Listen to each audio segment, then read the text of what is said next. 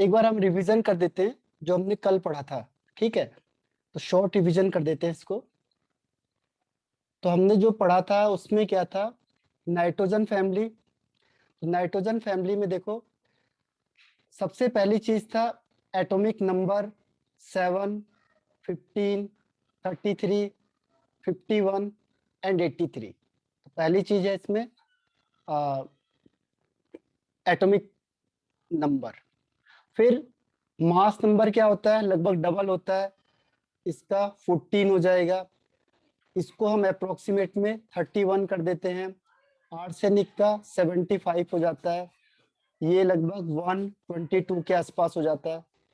और ये आपका 209। ठीक है, आपको मेन दो ही याद रखने, बाकी गिवन होगा। इसके बाद नेक्स्ट है आयोनाइजेशन एंथैल्पी। एक मिनट, इसे बड़ा कर देता हूँ साइज में।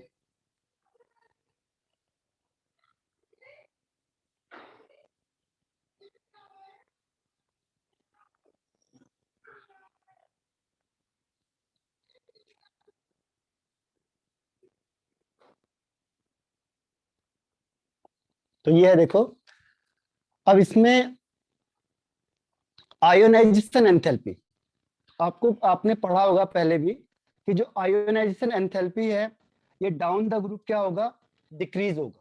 क्योंकि जो सबसे पहला है जैसे नाइट्रोजन है उसका सबसे ज्यादा होगा, फिर ऐसे डिक्रीज करता चला जाए।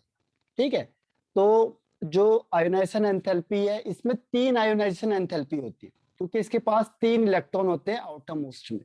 ठीक है, तो इसीलिए first, second, third ionization enthalpy होगी। किस केस में, नाइट्रोजन के केस में या नाइट्रोजन की फैमिली के केस में। तो पहली चीज क्या याद रखनी है कि डाउन द ग्रुप क्या होगा, डिक्रीज होगा। दूसरी चीज क्या रखनी है कि अगर मैंने कहा कंपैरिजन करना है फर्स्ट, सेकंड और थर्ड में, तो क्या होगा। ठीक है, फर्स्ट, सेकंड और थर्ड में क्या होगा कंपैरिजन में, कम या ज्यादा। ठीक है, तो हम क्या करेंगे, कम के लिए देखेंगे कि इसमें क्या हो सकता है। 1 सेकेंड, इसमें क्या होगा, देखो जो डेल H1 है और एक है डेल H2 और एक है डेल H3, तो जो 3 की वैल्यू है वो ज्यादा होगी। ठीक है, और 1 की वैल्यू सबसे कम होगी। पहली चीज, 1 का मतलब हुआ कि जब आप पहला इलेक्ट्रॉन निकालोगे, 2 का मतलब जब सेकेंड इलेक्ट्रॉन निकलेगा, और 3 का मतलब जब थर्ड इलेक्ट्रॉन निकलेगा। तो आयोनाइजेशन एंथैल्पी का मतलब होता है the energy required to remove energy required to remove outermost electron. जब आप आउटर मोस्ट इलेक्ट्रॉन को निकालोगे from an isolated gaseous atom, तो उसे कहते हैं आयोनाइजेशन एंथैल्पी। तो फर्स्ट का मतलब पहला इलेक्ट्रॉन जब हम निकालेंगे, जैसे मैंने कहा नाइट्रोजन है 1s2, 2s2, 2p3, तो इसमें p में 3 इलेक्ट्रॉन है। तो सबसे पहले आप इस इलेक्ट्रॉन को निकालोगे बाहर, तो आपको कम एनर्जी रिक्वायर्ड होगी। ये है सपोज 1420। फिर आपने क्या किया, इसमें कौन सा चार्ज आ जाएगा, प्लस। फिर एक और इलेक्ट्रॉन आप यहां से क्या करोगे, रिमूव करोगे। तो फिर क्या होगा, आपको देखो डबल के आसपास एनर्जी देनी पड़ रही है, 2856, यानी इसकी वैल्यू ज्यादा हो गई। इलेक्ट्रोनेगेटिविटी जो है आपका इफेक्टिव न्यूक्लियर चार्ज है वो ज्यादा हो जाएगा, तो इलेक्ट्रॉन को निकालने के लिए ज्यादा एनर्जी देनी पड़ेगी। फिर तीसरे केस में देखो और ज्यादा हो गया। ठीक है, तो अब क्या होगा, इलेक्ट्रॉन को रिलीज करने के लिए और ज्यादा एनर्जी देनी पड़ेगी। इस तरीके से क्या होता है कि जब आप टॉप टू बॉटम जाओगे, यानी कि पहला इलेक्ट्रॉन निकाला आपने तो डेल H1, दूसरा इलेक्ट्रॉन निकाला तो डेल H2, तीसरा इलेक्ट्रॉन निकाला तो डेल H3। तो जो डेल H3 है उसकी वैल्यू ज्यादा होगी, पहली चीज है। ठीक है, तो ये हुआ आयोनाइजेशन एंथैल्पी का। तो पहली चीज हमने क्या देखी आयोनाइजेशन एंथैल्पी में, जैसे हम डाउन द ग्रुप जाएंगे, तो क्या होगा, डिक्रीज होगी वैल्यू। दूसरी चीज हमने क्या देखी इसमें कि जो तीनों वैल्यूज है उसमें से थर्ड सबसे ज्यादा होगा, फिर सेकंड और लास्ट में फर्स्ट वन। तो इसमें कोई डाउट किसी को,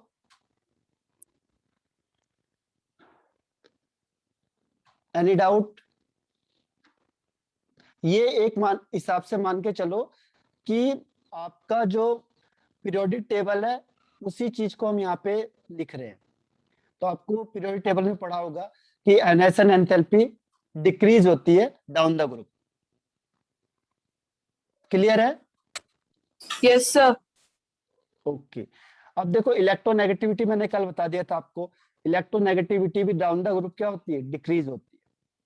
ठीक है, तो जनरली डिक्रीज को ही मानते हैं, तो हम इसी तरीके का एरो दिखाते हैं। वैसे दोनों बराबर हैं अप्रोक्सीमेट, लेकिन हम जो स्टेटमेंट आता है, जो बुक में आप देखोगे स्टेटमेंट, तो उसमें लिखा होगा इलेक्ट्रोनेगेटिविटी के लिए कि डाउन द ग्रुप क्या होगा, डिक्रीज हो जाएगा, डाउन द ग्रुप डिक्रीज हो जाएगा।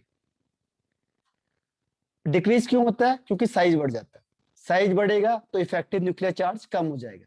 तो इलेक्ट्रोनेगेटिविटी का मतलब होता है share pair of electron, share pair of electron को अट्रैक्ट करने की टेंडेंसी, इसको अट्रैक्ट करना, तो इसको अट्रैक्ट करने की टेंडेंसी उसे कहते हैं इलेक्ट्रोनेगेटिविटी। तो जब साइज बड़ा होगा तो इलेक्ट्रॉन को अट्रैक्ट करने की टेंडेंसी कम हो जाएगी, इसीलिए डाउन द ग्रुप डिक्रीज हो जाता है। उसके बाद नेक्स्ट वन साइज था। देखो एटॉमिक रेडियस मतलब साइज हो गया, और आयनिक रेडियस का मतलब भी साइज से, आयनिक साइज और एटॉमिक साइज। ठीक है, तो ये जनरली आपने देखा होगा कि डाउन द ग्रुप क्या होता है, इंक्रीज करता है। ठीक है, ये थोड़ा सा एक्सेप्शनल केस है आयनिक रेडियस में। ये देखो ये बढ़ रहा है, ये बढ़ रहा है, लेकिन यहाँ से ये वाला डिक्रीज हो गया, तो ये थोड़ा एक्सेप्शनल केस है। तो इसमें हम आयनिक में कह सकते हैं कि यहाँ से यहाँ तक इंक्रीज होता है फिर डिक्रीज होगा। मेल्टिंग पॉइंट में क्या होता है, मेल्टिंग पॉइंट में पहले इंक्रीज होगा फिर डिक्रीज हो जाएगा। ठीक है, पहले इंक्रीज होगा फिर डिक्रीज होगा। यानी मेल्टिंग पॉइंट का मैंने आपको बताया था सबसे ज्यादा किसका होता है, आर्सेनिक का, उसके बाद किसका होगा, एसबी का, एंटीमनी का, फिर किसका होगा, फॉस्फोरस का, फिर फॉस्फोरस के बाद, सॉरी फॉस्फोरस नहीं, बिस्मिथ का होगा, फिर फॉस्फोरस का होगा, फिर नाइट्रोजन का होगा। तो इस तरीके से रेशियो, हालांकि इसमें शायद ये पूछा नहीं हुआ अभी तक ये क्वेश्चन। तो मेल्टिंग पॉइंट में ये वाला है। उसके बाद बॉइलिंग पॉइंट क्या होता है, बॉइलिंग पॉइंट का सिंपल रेशियो है, जब डाउन द ग्रुप जाओगे तो इंक्रीज करेगा। बॉइलिंग पॉइंट में सिंपल है, डाउन द जाओगे तो इंक्रीज करेगा। हालांकि एंटीमनी ज्यादा है थोड़ा सा बिस्मिथ से, लेकिन स्टेटमेंट जब हम लिखते हैं तो उसमें डाउन द ग्रुप इंक्रीज माना जाता है।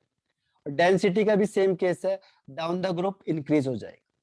ठीक है, तो डाउन द ग्रुप इंक्रीज होगा, और बॉइलिंग पॉइंट भी डाउन द ग्रुप इंक्रीज होगा। थोड़ा एक्सेप्शनल केस किसमें, मेल्टिंग पॉइंट में है, बस बाकी सब सेम है। ठीक है, तो इसमें किसी को कोई क्वेश्चन पूछना है? इसमें ऐसे एरो बनाने के लिए आएगा, बस थोड़ा बहुत रीजन पूछ सकता है, नहीं तो ऐसे एरो में ही क्वेश्चन आते हैं इसके ज्यादा। इसमें कोई डाउट किसी को यहां से यहां तक?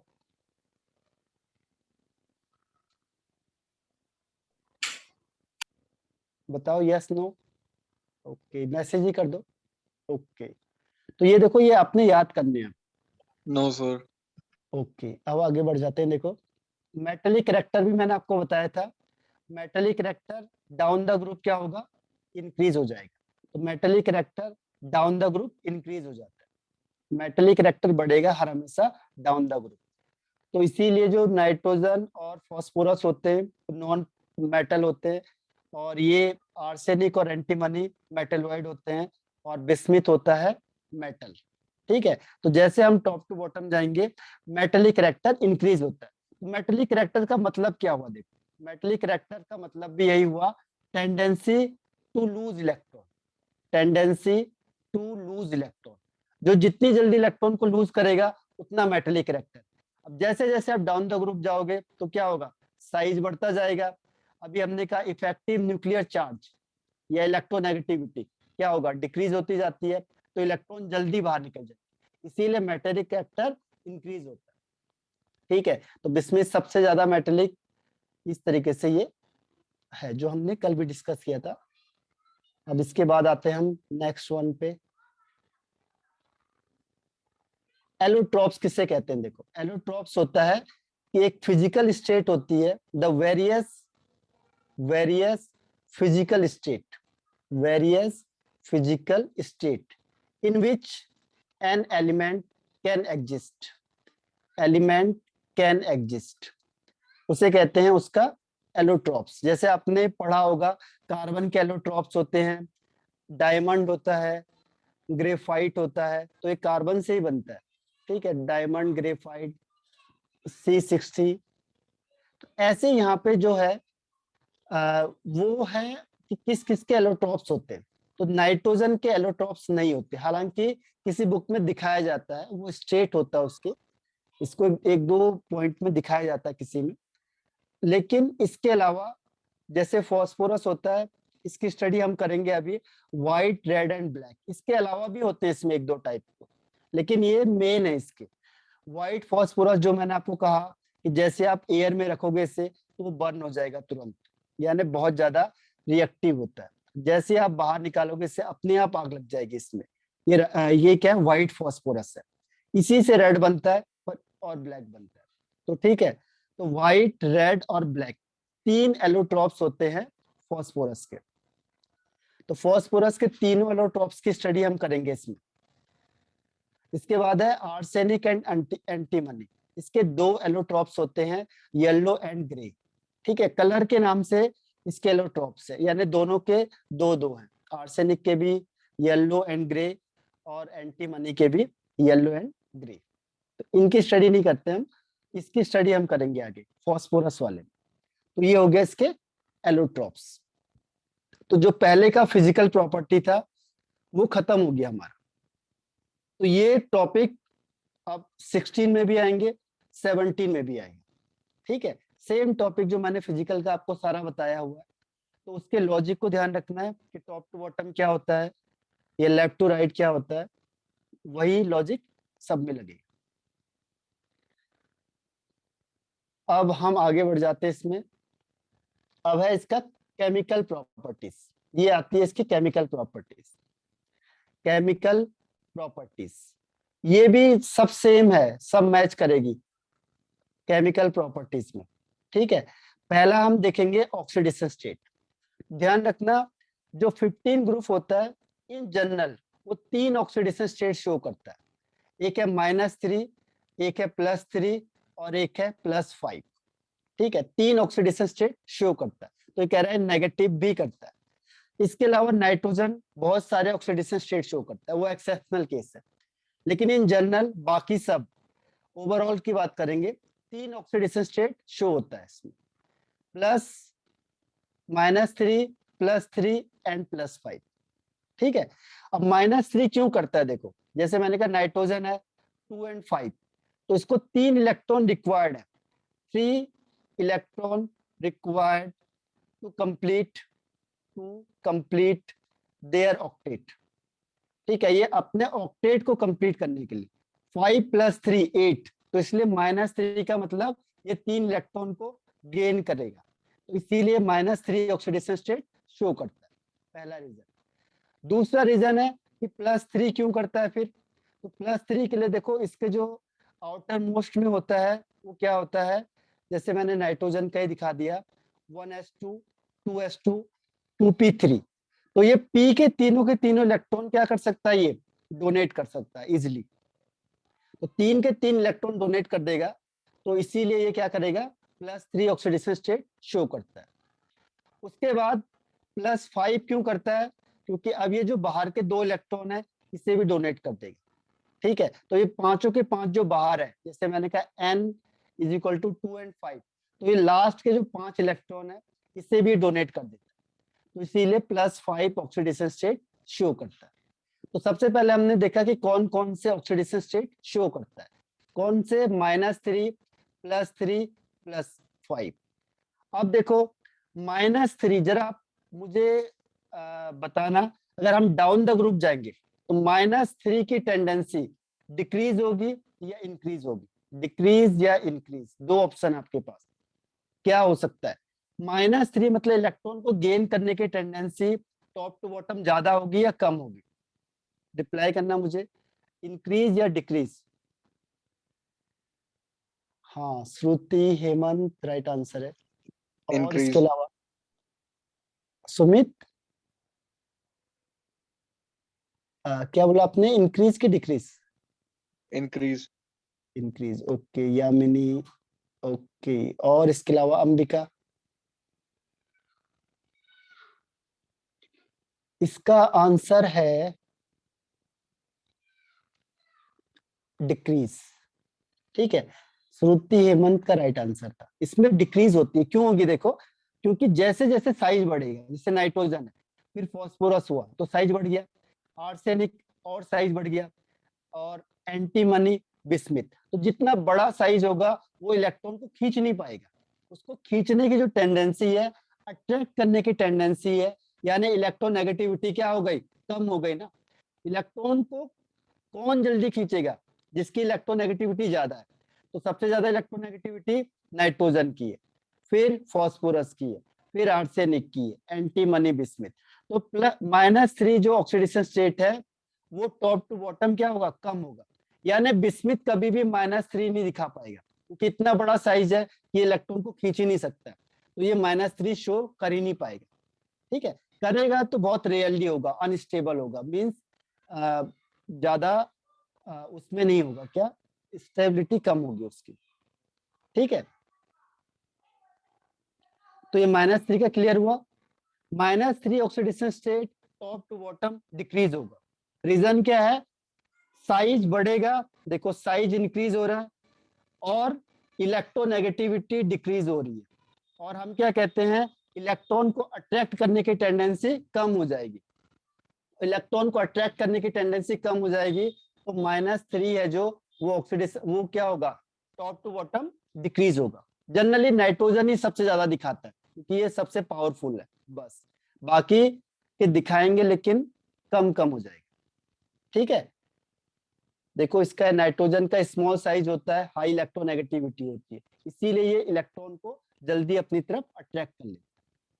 क्लियर है, first one, -3 oxidation state top to bottom decrease होगा। सेकेंड देखो, +3 ऑक्सीडेशन स्टेट, अब इसे बताओ ये टॉप टू बॉटम क्या होना चाहिए, टॉप टू बॉटम इंक्रीज या decrease, +3 oxidation state top to bottom increase या डिक्रीज? हाँ, श्रुति, हेमंत, और इसके अलावा कुछ भी बोलो, कोई सर बात नहीं, जो क्वेश्चन आपको लग रहा है वो बोल दो, कोई दिक्कत नहीं। अंबिका, हाँ बताओ। यामिनी, सर क्वेश्चन क्या था? क्वेश्चन है +3 oxidation state top to bottom increase होगा या डिक्रीज होगा? Sumit, sir increase. इंक्रीज, और सुमित आप बताओ। Increase increase sir. इंक्रीज, हाँ, इंक्रीज इज राइट आंसर। ठीक है, क्योंकि जैसे बड़ा साइज होगा +3 को आराम से निकाल देगा। जैसे मैंने कहा अभी नाइट्रोजन है, सबके बाहर क्या होता है, +3 होता है, 2s2 2p3, तो ये इसको क्या करेगा, निकालेगा। तो बड़ा साइज जैसे बिस्मिथ है, इसमें 6 है, 6s2 6p3, तो बहुत बड़ा साइज है, तो इसे इलेक्ट्रॉन का पता भी नहीं चलता कहाँ पे है, ये तो अपने आप निकल जाते हैं। जैसे बड़ी क्लास होती है तो जो पीछे वाले बेंच हो तो उसका पता ही नहीं चलता है कौन स्टूडेंट बाहर गया, कौन लिख रहा है, कौन नहीं कर रहा है। क्यों? क्योंकि इतना देखा नहीं जा सकता। तो जो बड़ी क्लास होती है उसमें जो पीछे वाले स्टूडेंट होते हैं उनका पता नहीं चलता कि कर क्या रहे। ऐसे ही है, ये बड़ी क्लास है, इसमें जो ये इलेक्ट्रॉन होते हैं ये अपने आप बाहर निकल जाते हैं, यानी कि +3 ऑक्सीडेशन स्टेट इसकी क्या होती है, टॉप टू बॉटम ज्यादा होगी। ठीक है, अब है लॉजिकल क्वेश्चन लास्ट वाला, +5 ऑक्सीडेशन स्टेट, इसको बताओ जरा सोच समझ के कि ये टॉप टू बॉटम क्या होगा, इंक्रीज होगा या डिक्रीज होगा। ये लॉजिकल है, इसी के बेस पे क्वेश्चन आते हैं। मैं आपको एक क्वेश्चन बताऊंगा कि क्या क्वेश्चन पूछा गया है इसमें। ठीक है, तो +5 के बेस पे बताओ, आपको जो भी लगता है, इंक्रीज या डिक्रीज। टॉप टू बॉटम जाएंगे तो इंक्रीज होगा डिक्रीज होगा? ओके, अंबिका, श्रुति, और इसके अलावा?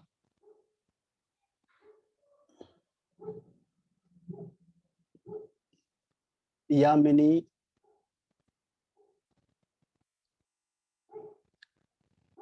हेमंत और सुमित। ओके, सुमित, सर ये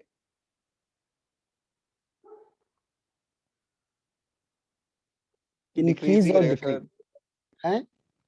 डिक्रीज ही करेगा शायद। हाँ, डिक्रीज राइट आंसर है, डिक्रीज करेगा। देखो इसका लॉजिक मैं बता देता हूँ, ये बहुत इंपॉर्टेंट है।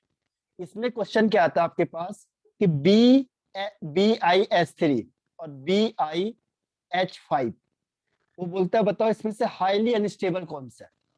तो यहाँ पे देखो, ये इसकी ऑक्सीडेशन स्टेट है 3, ठीक है, Cl कर देते हैं इसको, BiCl3 और BiCl5, इसमें ऑक्सीडेशन स्टेट है +3, इसमें +5 है।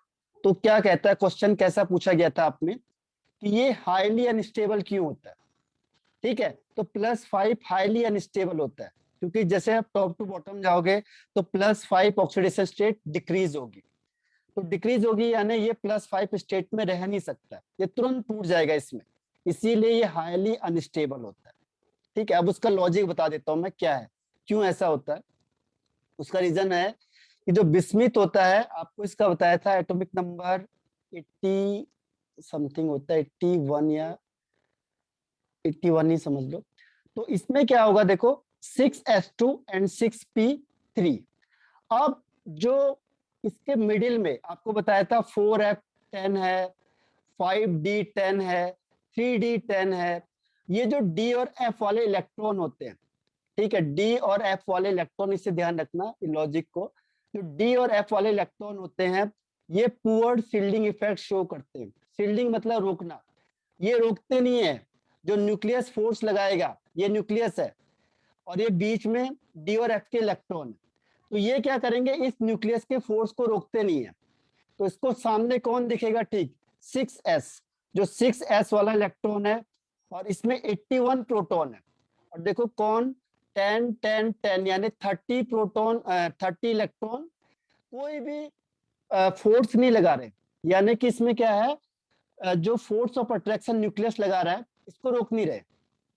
अब रोकेंगे नहीं तो क्या होगा कि न्यूक्लियस सारा फोर्स कहाँ लगाता है, बाहर वाले इलेक्ट्रॉन पे लगाता है, ये 6s वाले पे, और इस दोनों इलेक्ट्रॉन को क्या करता है, वो ट्रैप कर लेता है, इसको जाने नहीं देता। तो जितना साइज बड़ा होगा, इस इफेक्ट को हम कहते हैं इनर्ट पेयर इफेक्ट। इनर्ट, ये आपने क्लास उसमें 11th में है ये बहुत ज्यादा, तो इनर्ट पेयर इफेक्ट अगर याद होगा आपको 11th में है ये, इनर्ट पेयर इफेक्ट होता है। तो ये 6 को क्या करता है, वो बांध के रख देता है, इसको जाने नहीं देता हो, हाईली मतलब इसको टाइटली बाउंड करके रख देता है ताकि इलेक्ट्रॉन निकले ना। तो केवल ये 3 इलेक्ट्रॉन निकल सकते हैं, ये नहीं निकलते, इसीलिए जो +5 ऑक्सीडेशन स्टेट होती है वो टॉप टू बॉटम क्या होती है, डिक्रीज होती है due to inert pair effect. Logic ध्यान रखो, सिंपल है, due to inert pair effect. अगर आपको ये आ गया है, इनर्ट पेयर इफेक्ट पर आता है, इनर्ट पेयर का मतलब इसको अनरिएक्टिव कर देगा, इसको यहाँ से इतना तेज बाउंड करेगा क्योंकि 81 प्रोटॉन थे और 30 इलेक्ट्रॉन आपको सपोर्ट नहीं कर रहे, कितने इलेक्ट्रॉन हो गए फिर 51 इलेक्ट्रॉन। तो 81 प्रोटॉन 51 इलेक्ट्रॉन को बहुत टाइटली बाउंड करके रखेगा, तो जो सामने दिखेगा उसको ये बहुत टाइटली होल्ड करता है ताकि ये रिएक्शन में पार्टिसिपेट ही ना कर पाए। इस इफेक्ट को हम कहते हैं इनर्ट पेयर इफेक्ट, बस। तो इसका एक मात्र आंसर है, आपकी बुक में लिखा होगा, अगर +5 ऑक्सीडेशन स्टेट शो नहीं करता है तो उसका एक ही रीजन है, due to inert pair effect. अब आप कहोगे कि पहले वाले के साथ क्यों नहीं लग रहा है, नाइट्रोजन के साथ, क्योंकि नाइट्रोजन का एटॉमिक नंबर 7 है और इसमें 1s2 2s2 2p5, इसमें D है ही नहीं और F है ही नहीं, तो जितना ये अंदर वाले इलेक्ट्रॉन क्या करेंगे, न्यूक्लियस के फोर्स को रोकेंगे, इसीलिए इसमें इनर्ट पेयर इफेक्ट काम नहीं करेगा, इसमें इनर्ट पेयर इफेक्ट काम नहीं करता। ऐसे फास्फोरस में भी नहीं करेगा क्योंकि इसमें डी है ही नहीं। तो उसके बाद फास्फोरस के बाद जो आर्सेनिक है इसमें डी आ जाता है, तो इसमें थोड़ा बहुत होगा। फिर इसके बाद एंटीमनी है, उसमें 3D भी होगा, 4D भी हो जाता है, तो इसमें इनर्ट इफेक्ट ज्यादा होगा और विस्मित में सबसे ज्यादा होगा, ठीक है। इसीलिए जो +5 ऑक्सीडेशन स्टेट है वो टॉप टू बॉटम डिक्रीज होती है। क्लियर हो गया सब आपको? -3 +3 और +5 जनरली स्टेबिलिटी में इसको पूछ लेता है क्वेश्चन। वो ये भी पूछ लेता कई बार BiCl3 और BiCl5 में से ज्यादा स्टेबल कौन है, बताओ इसके बेस पे 1 और 2, इन दोनों में से ज्यादा स्टेबल कौन है? BiCl3 के लिए 1 और BiCl5 के लिए 2, कौन ज्यादा स्टेबल है? हाँ श्रुति राइट आंसर है, हेमंत right BiCl3। हाँ BiCl3, अंबिका मिस कर गया आप, और यामिनी सर वही है BiCl3। BiCl3, ठीक है। रीजन क्या है देखो, सेम रीजन है, +3 ऑक्सीडेशन स्टेट +5 ऑक्सीडेशन स्टेट। जो बिस्मिथ होता है उसका +5 ऑक्सीडेशन स्टेट हाईली अनस्टेबल होगा due to inert pair effect, तो ये ज्यादा स्टेबल हो गया, ठीक है। तो कुछ लॉजिक हमें लगाने पड़ेंगे, तो आपको ध्यान रखना है कुछ ही पॉइंट है, मतलब 6-7 पॉइंट होंगे जिसमें सब एक्सप्लेनेशन आ जाता है। इसमें electronegativity, size, inert pair effect और 3-4 मैं अभी आगे बताऊंगा, बस उसी के बेस पे पूरा पीरियोडिक टेबल आपके पास, जो भी लॉजिक आएगा उन्हीं में से कोई ना कोई लगेगा। आगे बढ़ते हैं हम, देखो इसमें वो कह रहा है कि देखो नाइट्रोजन का मैंने कहा था एक्सेप्शनल केस है, तो नाइट्रोजन या फॉस्फोरस होते हैं ये -2 ऑक्सीडेशन स्टेट शो करते हैं। इसमें देखो क्योंकि हाइड्रोजन है तो हाइड्रोजन तो प्लस का होगा, अब 2 और 2 4 हाइड्रोजन है तो +4 हो गया हाइड्रोजन के, और नाइट्रोजन के 2 हैं तो इसे x मान लो, 2x + 4 = 0, तो x कितना हो जाएगा -2। तो यहाँ पे जो नाइट्रोजन है उसकी ऑक्सीडेशन स्टेट -2 हो जाती है। देखो P और H, तो H प्लस वाला होगा, ठीक है, तो P माइनस वाला होगा। अब देखो 2 P है और 4 H है, तो 4 प्लस हो गए, तो यहाँ पे क्या होगा 2x = 4 प्लस, यानी इस P का भी -2 होगा। तो कुछ दिखा सकते हैं, कई बार ये -1 भी दिखा लेता है। मैंने कहा था नाइट्रोजन बहुत सारे ऑक्सीडेशन स्टेट शो करता है, तो ये -1 भी कर सकता है NH2OH में। देखो NH2OH, इसको कैसे निकालेंगे, ध्यान रखना, जो वेरिएबल करती है उसको x मानना पड़ता है, ये x हो गया। हाइड्रोजन के 1 होते हैं तो 2 + 1 3 हो गए, ऑक्सीजन का -2 होता है = 0, तो क्या होगा 3 - 2 तो क्या हो जाएगा +1 = 0, तो x = -1। इसी तरीके से हमने क्या करना है, इसका ऑक्सीडेशन स्टेट निकालना है, ठीक है। तो ये ऑक्सीडेशन स्टेट निकालने का तरीका है कि कैसे निकालना है। ऑक्सीडेशन स्टेट भी एक मैटर है जिसके बेस पे हम लोग करते हैं। पॉजिटिव में भी देखो, सर एक बार वही पेज अभी लगाना, मैंने एक बार वही पेज लगाना। इससे पहले का, यस सर। हाँ पूछो, उसमें क्या पूछना है आपको? सर वो थोड़ा सा नोट कर रहा था, रह गया। अच्छा, इसमें देखो -2 एंड -1, -2 NH2 और -1 में NH4OH, ठीक है। अब नेक्स्ट वन में आते हैं, ये PDF में भेज दूंगा आपको, सर सर ठीक है। कर लिया नोट। हाँ हाँ बताओ। सर ये ऑक्सीडेशन स्टेट निकालने वाला रिपीट कर दो प्लीज।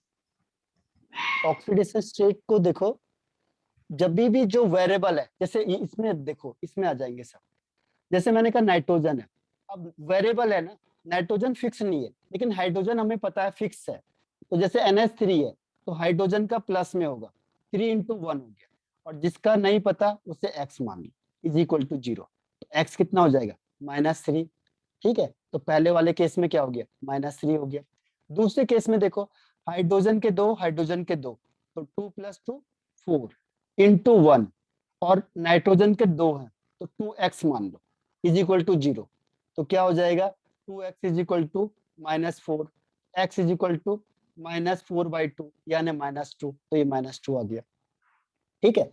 ऑक्सीडेशन स्टेट निकालने के लिए देखो फिर ये n है, इसको x मान लो, क्योंकि तो वेरिएबल कर रहा है ना, कभी -1 है, कभी -2 है, कभी +1 है, +2 है, तो जो वेरिएबल होता है उसे x मानना पड़ता है, क्योंकि उस कंडीशन में उसका क्या है। अब देखो हाइड्रोजन फिक्स है 2 + 1 3, तो 3 × 1, ऑक्सीजन का फिक्स है -2 = 0, अब क्या हो गया देखो, x plus 3 minus 2 is equal to 0, x plus 1 is equal to 0, x is equal to -1, तो इसलिए -1 आ गया। ठीक है, अब जो भी फ्री स्टेट में होता है उसकी ऑक्सीडेशन स्टेट 0 होती है, जैसे N2 H2 F2, जो भी फ्री स्टेट में होगा उसकी ऑक्सीडेशन स्टेट को 0 एज्यूम किया जाता है।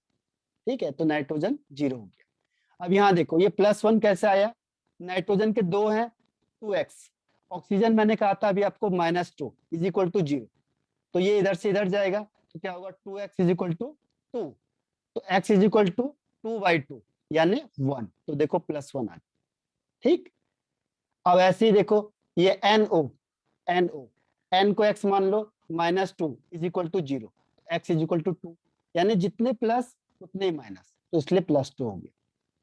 नेक्स्ट देखो N2O3, n के 2 हैं तो 2x, ऑक्सीजन के 3 है plus 3 into -2 is equal to 0, तो 3 2 जा 6, 2x -6 इज इक्वल टू 0, तो कितना हो जाएगा 2x is equal to 6, x is equal to 6/2 यानी 3, तो इसमें 3 आ गया +3।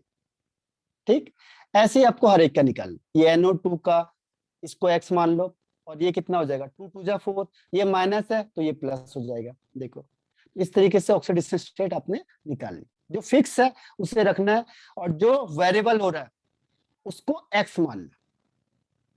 ठीक है, निकल जाएगा, ऐसे N2O5 में 5 हो जाएगा, क्योंकि 5 2 जा 10 डिवाइडेड बाय 2, तो 5। क्लियर हुआ oxidation state? Yes sir. Okay, अब नेक्स्ट वन में देखो एक और क्वेश्चन आता है, इसमें देखो लॉजिकल क्वेश्चन है